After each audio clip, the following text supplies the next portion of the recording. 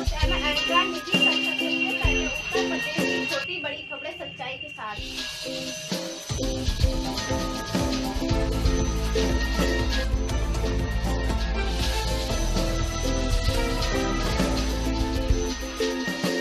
नमस्कार दोस्तों, news channel में आपका स्वागत है। मैं आपकी दोस्त रमजान में रोजा रखना पाक और इस्लाम के 5 स्तंभों में से एक समझा जाता है। इसके अलावा 1 महीने तक रोजा रखने पर व्यक्ति आध्यात्मिक जुड़ाव महसूस करता है। हालांकि उचित देखभाल और सावधानी न बरती जाए तो डायबिटीज यानी मधुमेह में रोजा रखना मुश्किलें पैदा कर सकता है। रोजा रखें या नहीं, इसके बारे में हम आपको बताएंगे कि रोजा कब रखा जा सकता है और कब नहीं रखा जा सकता है। अगर आपको कोई खास खतरनाक बीमारी है तो उस वजह से आपको रोजा ना भी रखें तो बेहतर है। हम आपको बताएंगे कि डायबिटीज में रोजा रखा जाएगा या नहीं जाएगा, किस तरीके की आपको अपने आप को प्रिकॉशन लेनी है, क्या करना है, इसके बारे में हम आपको बता रहे हैं। डायबिटीज की देखभाल और उचित प्रबंधन के लिए सही आहार, नियमित व्यायाम, समय पर दवाएं रखाना और स्वस्थ जीवन शैली को अपनाना जरूरी है। अगर आप हाइपोग्लाइसीमिया यानी खून में ग्लूकोज की मात्रा का जरूरत से ज्यादा कम हो जाना, डायबिटिक कीटोसिडोसिस से ग्रस्त हैं या फिर आपका ब्लड शुगर अनियंत्रित रहता है तो आपको रोजा उपवास यानी रखने से बचना चाहिए। कुरान में बताया गया कि रोजा रखने के लिए किसी भी शख्स को खुद को मुश्किल में नहीं डालना चाहिए और जितना हो सके उतनी ही कोशिश करनी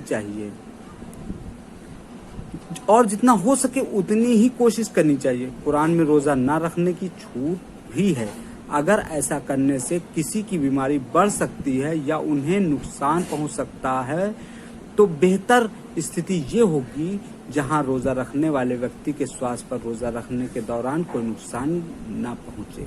भले ही आप डायबिटीज से जुड़ी किसी परेशानी या जटिलताओं से ना जूझ रहे हों, बावजूद इसके आपको कुछ एक सावधानियां जरूर बरतनी चाहिए और दवाओं का प्रबंध खुद कर सकते हैं।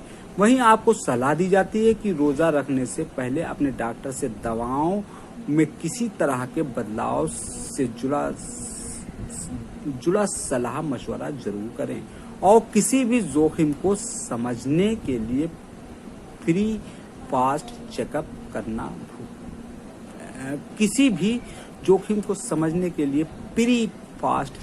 करना न भूलें। रोजा रखने पर किस तरह का खतरा हो सकता है, उसे कैसे टालें। रमजान में रोजा रखने पर आप ना दिन में कुछ खा सकते हैं ना ही पानी पी सकते हैं। ये आपके सोने के समय में भी बदलाव ला देता है।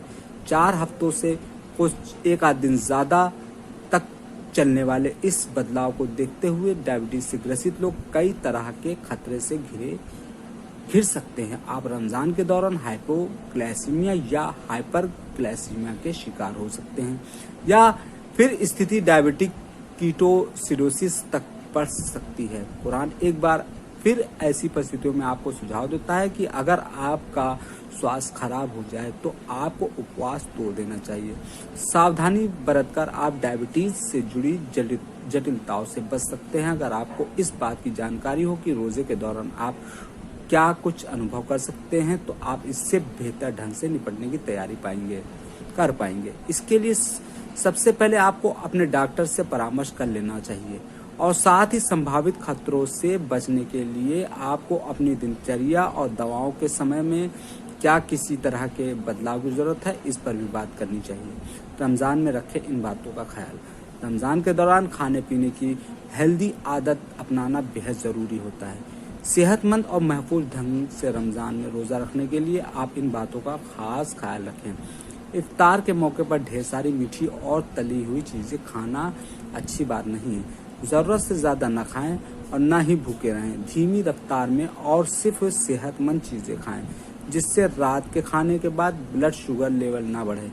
रमजान के दौरान रोजा रखने के बावजूद वजन बढ़ने के आसार काफी ज्यादा होते हैं क्योंकि इफ्तार के समय हाई कैलोरी वाली चीजें खाई जाती हैं। ऐसे में इस बात का ध्यान रखें कि आप इफ्तार के वक्त जरूरत के मुताबिक ही कैलोरी खाएं और कम शुगर और कार्ब्स वाली चीज़ों को प्लेट में जगह दें। मिठाई जो खास तौर पर भरपूर शक्कर से बनाई हुई होती है उसे खाने से बचना चाहिए। वो सीधे आपके ब्लड शुगर लेवल में इजाफा करेंगे, जिससे आपकी परेशानी बढ़ सकती है और हो सकता है कि आप रोज़ा ही ना रख सकें। जहां ब्लड शुगर लेवल को मैनेज करने के लिहाज से खाने के बीच में स्नैक्स खाना सही माना गया है, पर आप इफ्तार के बाद ज़्यादा स्नैक्स ना खाएं। कम मात्रा में और धीरे खाना बेहद ज़रूरी होता है। सुहूर सहरी के वक्त यानी खाने के लिए सुबह के पहले पौ फटने से पहले का समय सबसे बेहतर होता है, लेकिन बहुत से लोग आधी रात को ही खा लेते हैं, जिससे हो सकता है कि उन्हें दिन में ज़्यादा भूख लगे। खाना खाने के नियमों में बदलाव आने से हो सकता है कि आपकी शारीरिक गतिविधियों में भी फर्क पड़े।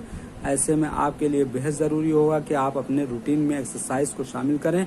5 वक्त की नमाज अदा करने में भी शरीर की एक्सरसाइज हो जाती है। इसके अलावा आप ज़्यादा सोने से बचें। अगर नींद आ रही हो तो इबादत में खुद को मशगूल कर लें और नींद से अपना ध्यान हटाने की कोशिश करें। सेहत का ख्याल रखते हुए सभी रोज़े रखने के लिए तैयारी की ज़रूरत होती है, तो स्नैक्स के साथ ही अपना खाना पहले से ही तय कर लें।